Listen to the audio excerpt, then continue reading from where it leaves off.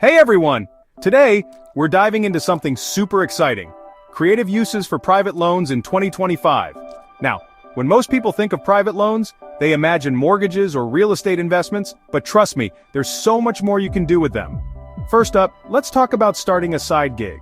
Many Canadians are using private loans to launch small businesses or passion projects. Whether it's opening a cozy cafe, producing eco-friendly products, or even starting an online store, these loans can give you the financial boost you need to get things rolling. Next, ever thought about investing in your own education? Private loans can help you pay for specialized courses, certifications, or even advanced degrees.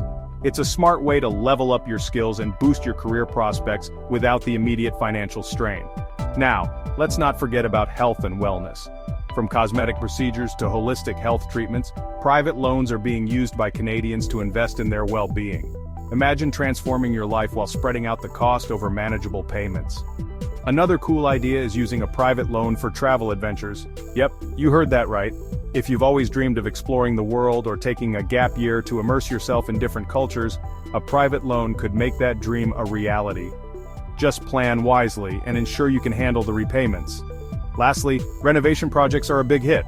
Whether you're upgrading your kitchen, adding a home office, or creating a backyard oasis, private loans can fund these home improvements, adding value to your property and enhancing your living space. So, there you have it. Private loans aren't just for buying houses. They can be powerful tools for achieving a wide range of personal and professional goals. Remember to always do your research and find a loan that fits your needs and budget. Thanks for watching. If you found this video helpful, give it a thumbs up and subscribe for more tips and tricks. Until next time, keep dreaming big and thinking creatively.